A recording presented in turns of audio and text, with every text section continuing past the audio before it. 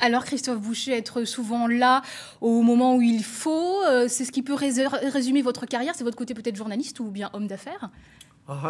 Oui, journaliste et homme d'affaires, oui, les deux. Non, mais c'est une somme de curiosité, en fait. Moi, j'ai l'impression d'être dans une espèce de ligne continue qui fait que je crois qu'être ma principale qualité, j'ai pas mal de défauts, mais c'est d'être curieux. Et en fait, si on doit essayer de synthétiser tout ce qui a été dit avec les différentes époques, cheveux longs, cheveux courts... On a vu les images. On a vu les images. Oui, c'est le symbole de tout ça, c'est la curiosité. Alors parlons des dossiers qui concernent directement votre ville de Tours, si vous le voulez bien, Christophe Boucher. Celui qu'on évoque beaucoup en ce moment, c'est le chantier de la rue nationale pour la construction d'hôtels haut de gamme. Où en est ce projet aujourd'hui ?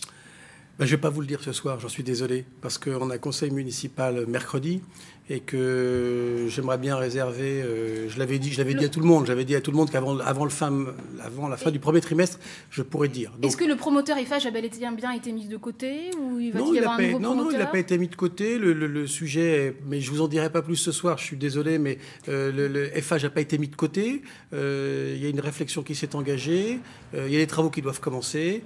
Résultat, tout ça d'abord. Et je pense qu'il faut un peu rétablir le cours des priorités aux conseillers municipaux de la ville de Tours. Vous avez en tout cas toujours cette volonté de faire rayonner la ville de Tours d'un point de vue touristique, d'amener ces hôtels 5 étoiles haut de gamme au cœur de ville. Encore plus. Je dirais que ce dont je parlerai mercredi sur ce sujet sera frappé au seau de l'ambition et de l'audace.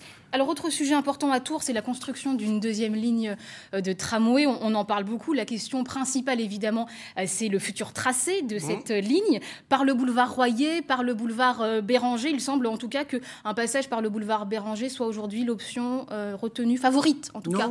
On a une concertation. Vous savez, on ne fait pas de la concertation pour s'amuser. Concertation publique le 18 avril. Le 18 avril jusqu'au début du mois de juin, le 8 je crois. Donc il y a une concertation publique. On va exposer les projets, on va les montrer à la population, ils vont pouvoir venir donner leur avis, c'est important. Donc, si on fait une concertation, c'est pas pour donner le résultat avant, parce qu'il n'y a pas de résultat.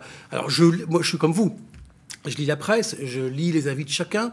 On avait une option.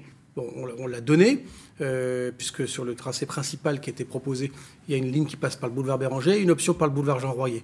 Donc ça reste ouvert et à la fin de l'été, puisqu'il faudra dépouiller, parce que ça va être un travail colossal, la concertation publique, à la fin de l'été, début du mois de septembre, début du mois d'octobre, on donnera le résultat du tracé. Si on peut résumer, le parcours par le boulevard Béranger permettrait effectivement de placer plutôt en centre-ville, le boulevard Royer permettrait de faire des économies aux contribuables.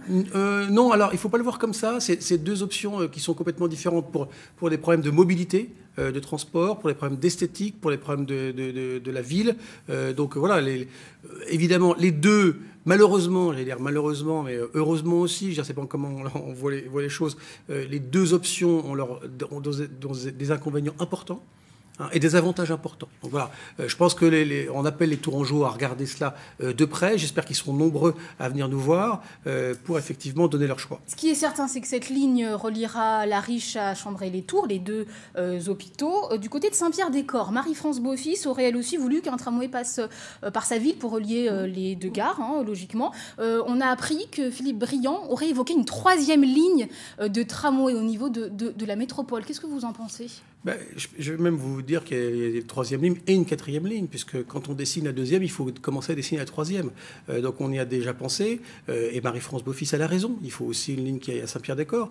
Donc évidemment, cette troisième ligne est à l'étude, d'ores et déjà, puisqu'il faut travailler sur l'avenir.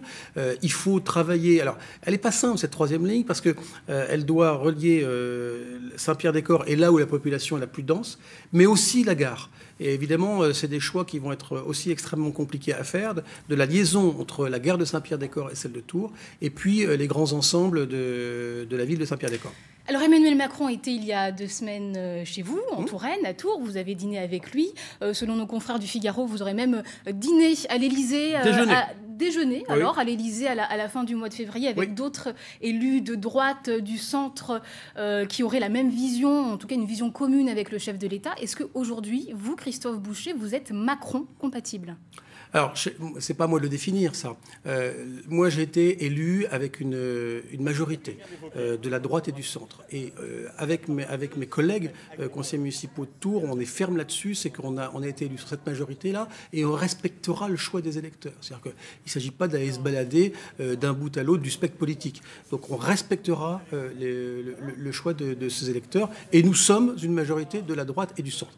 Maintenant, vous l'avez bien compris, ça ne vous a pas échappé, que le président de la République était plutôt central ou centriste, comme vous voudrez, et qu'effectivement, nous aussi, on travaille aussi sur cette partie-là. Il y a des sujets qui nous sont extrêmement communs, des sujets avec lesquels on est d'accord.